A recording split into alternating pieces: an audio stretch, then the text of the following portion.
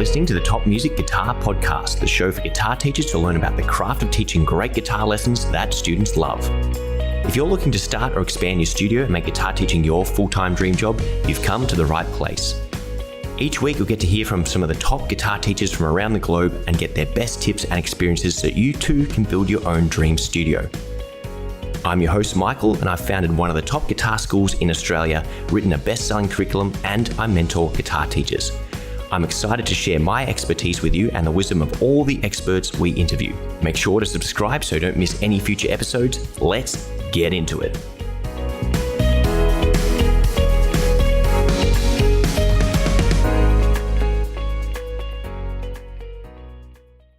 Hello and welcome to another episode of the Top Music Guitar Podcast. Today I've got a real treat, a great friend of mine, someone who has helped me with my teaching, my business, an awesome dude to hang out with, and someone who I'd consider an absolute legend, and that is Eric Bourassa from the Fort Worth Music Academy. Eric, welcome to the Top Music Guitar Podcast. How's it going today? Oh my goodness, Michael, that is very humbling to hear from you, because as people are going to find out in this podcast, we've watched our roles kind of like reverse. I've watched you start from nothing and just far surpass me, and you're just killing it now. So it's humbling to hear you say such kind words about me. Oh, it's very humbling to hear that from you as well, and to have you on the podcast here, because I think I first met you at an international guitar teachers event or a guitar playing event once upon a time, and being very nervous and not knowing anyone, you were one of the first people to come up to me full of energy with a big smile, like a big bounding Labrador, just come over, said hello, made me feel welcome, and started helping me and getting to know me and sharing some of the wonderful things you were doing, and it was a real inspiration back then. And to consider myself a great friend of yours and to be on the same level, I think is absolutely wonderful. And to be in that same class of, guitar teachers, music school owners is absolutely, humbling for me on my behalf. So yeah, thanks for all those years ago for sort of taking me under your wing and then saying hello, and look where we are now. I know. Well, and it's so funny because I remember when I first met you, you were practicing like 5 hours a day. And, you were very much in guitar and you were just getting started with the teaching. And I remember thinking about you and our mutual friend, Chris Hirsch. I was like, okay, these are guys I got to watch. And sure enough, I knew you were going to be successful. And here we are. Here we are. Now, I know a fair bit about you, but I don't think all of our listeners do. I know some of you popped up on Facebook a fair bit, and you're in a couple of different guitar groups chiming in here, there, and everywhere. So I'm sure some people have seen your name or even heard other interviews with you. But can you give our listeners a brief overview of your story so far with guitar and your journey and transition from a guitar player to a music school owner? Yeah. So when I was 13 years old, I started playing guitar. I wanted to be a comic book artist. Right. That was my thing. I loved to draw. And then I discovered the guitar and I quit drawing. I've kind of recently started getting back into it. That was really my first love. But as soon as I started playing guitar, I was like, this is what I want to do. I want to be a guitar player for a living. And so when it was time to go to college, I just assumed I was supposed to go to college. That was the expectation my parents set for me. And so I was like, well, I want to be a rock star, but I have to go to college, so I may as well study music. So that was my first mistake. I should not have I should have moved to LA and lived in the streets. That's what I should have done. But I got my degree in classical guitar, much to the disappointment of my parents, who wanted me to get a degree first in music education. And I was like, no. And they said, well, at least get a degree in business. And I was like, no way. So I got my degree in classical guitar performance. And what do you do with that? Pretty much nothing, unless you're going to grad school. And fast forward to today, and now I am running a music teaching business and doing exactly what my parents wanted me to do. That's really interesting. And I had a similar experience. My parents were obviously really, really supportive of me going and doing a performance degree. But for me, it was like, I went and did this performance degree, and now I don't use it in any way, shape, or form. And I shouldn't say it was a waste of time or anything like that, because there's obviously a lot of advantages in terms of the theory that I know and the experiences I got, and the people that I met were all really, really valuable. But it's probably something that hasn't really given or had much of any effect on the business side of things. in terms of, I wish I had have gone back and done a business one or something slightly different. But do you have similar thoughts? If you had the time machine, what would you do? Yeah, because I think I have a similar outlook, which is that I love, some of the best friends I've ever met were during that time period when I was at college, and I wouldn't trade them for the world. And then also, I just loved how much music I was able to absorb and learn, and like music theory. I know, just like you, I have a pretty high knowledge of music theory. And students will say, they're like, "Oh, that's so cool! You could teach anything." And I'm like, "Yeah, but I get to use that level like with 1 out of 100 students." Maybe once every 5 years or something. So really minimal impact on the business. But I do like just knowing that anyone who walks through the music school, if one of the other teachers isn't at a level that they can teach at a very, very high level, I know that I can, even though we typically don't need it. So yeah, I think I feel the same way about my college experience. Yeah, and for people who are sort of in a similar path to you, where they're feeling pressure to go and study at university just for the sake of having a degree, whether that's teaching or performing, do you have any tips or advice that you'd share on that front? Well, it's like I tell my kids. I mean, the statistics show that if you have a college degree, you're more likely to make more money. I mean, people say like, "Well, what about Bill Gates? What about Steve Jobs?" I'm like, okay, well, are you a Bill Gates? If you don't have a very clear vision for what you want to do, then yes, you need to go to college. But if you know what you want to do from an early age, by golly, follow your gut. I would say, looking back on my life, like I knew what I wanted to do and I denied that to myself. You know what I mean? Because I felt like I needed to follow these conventions. And so if there's somebody who's like in high school that's like, I feel like I got to go to college because I have to, but what I really want to do is that. And I don't think the college degree is going to help me with that. But if you're going to do that thing that you're meant to do, you better commit and go all out, because nobody's going to help. People will help you as you're, finding your path. But it's not like college, where when you go to college, you have a clear path. You have to make your own way. So you have to be ready for that if you're going to follow your gut.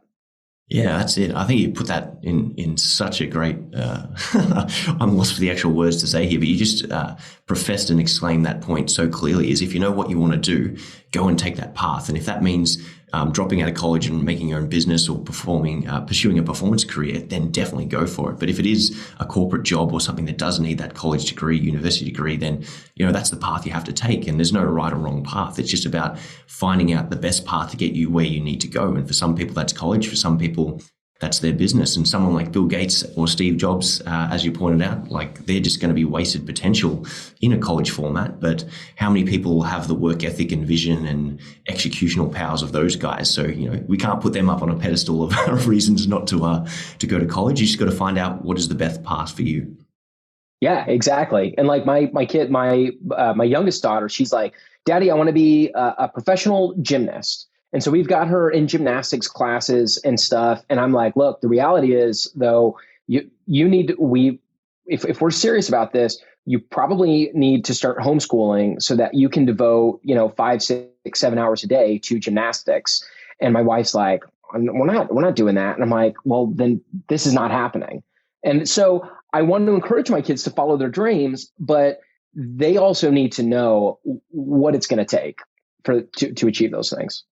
100%. I think that's a point worth diving into and exploring more, partly from a parenting conversation, but also a goal setting and achievement based thing. Is so many people underestimate what you need to do to get to a certain level. And if your goal is to be a professional performer or the best teacher or a gymnast, there's obviously sacrifices you have to make along the way. And again, if you go back to Bill Gates as an example, or Warren Buffett, they both write, what is the key to their success? And they say it's focus. So, and we're doing, similar considerations with our kids who are both very musically talented and artistically talented, and going, well, do we put them through a university pathway where they're just doing a degree for the sake of it, or do we double down and nurture their creative talents at this age of 15, 16, so that by the time they're 18, when everyone else is going to college to study music, they're out there doing it. And as you said with your daughter, if she wants to be a professional gymnast, like that needs to start right now where she is and not be something they wait until they're 18 to decide what they want to do, because by then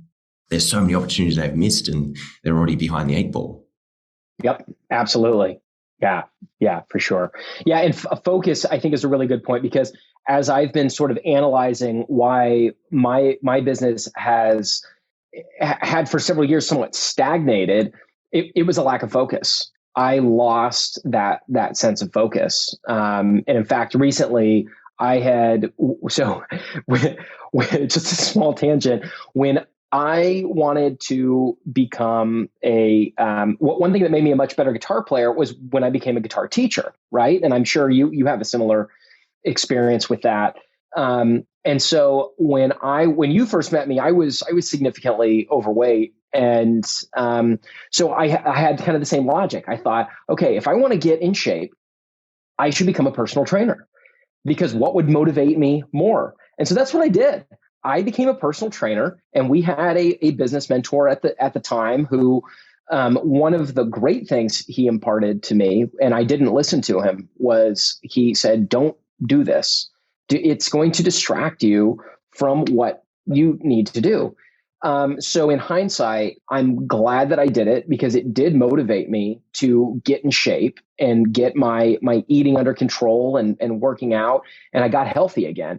But at the same time, it served as a distraction from the main thing for me, and I've lacked focus. And even though I'm not doing it that many hours a week, I just told the owner at my gym this morning. I said, August has to be my last month. I said, I cannot do this anymore. I have to focus. I'm being pulled in too many different directions, and this is one clear thing I need to stop doing. So I'm glad you brought up the thing about focus. Oh, focus is absolutely amazingly powerful. And it's, again, something I've reflected in my own business. You can sort of see whenever we're going gangbusters is I'm focusing on the business. And whenever there's a slump or something, it's because I've distracted myself either with like a new program to do or a new venture, or sometimes it is health and fitness. And again, you only have so many hours in a day to work on things. But for me, it's just like, okay, well, at the end of the day, what is the top priority? And getting my guitar school, my Melbourne Guitar Academy, nurtured properly and treating it just like another child, ultimately that is what provides for everything else. And I guess it's almost like the entrepreneurial curse is you're always having great ideas. You're always coming up with new, exciting things to do. You're always trying to get that 1% better. And law of diminished returns, as you get to higher and higher levels, there's less and less impact that you can have, but you are still seeking the same kind of improvement or self-development. So you have to start branching out into other areas to try and get that same kind of hit or feed your addiction. But if you can try and silence that and just sit down and go, okay, well, while it might not be as interesting or exciting, if I can just keep feeding into my business and keep on growing it, that ultimately is what is gonna provide for everything else. Yes, dude, you hit the nail on the head. You're right. That high of that quick growth, because I got to six figures pretty quickly with the help of our first business mentor. And I was just like, this is so easy. I'm a natural. I'm great at this. And then of course I remember him saying, what got you to six figures is not what's going to get you to the multiple sixes and beyond. And I was just kind of like, I just keep doing what I'm doing. And the reality is I didn't work that hard to get to six figures. And figuring out how to shift my focus now, because my natural inclination is to just hang out with people, to teach people and have fun with them. And that was a big reason why my business was able to kind of get going. But like, that is not what gets a business to those next levels, you have to dig in and do the boring, the nuts and the bolts stuff and the delegation and all this stuff I don't want to do. And so I distracted myself by kind of when I started personal training, I started signing up a few clients, and it was that same high of like, look at this, I'm starting a new business. And really what it was a distraction from what I needed to be doing, which was working on my music school and nurturing this. And I didn't want to do that because it wasn't the excitement of the work that had to be done was no longer there. Oh, 100%.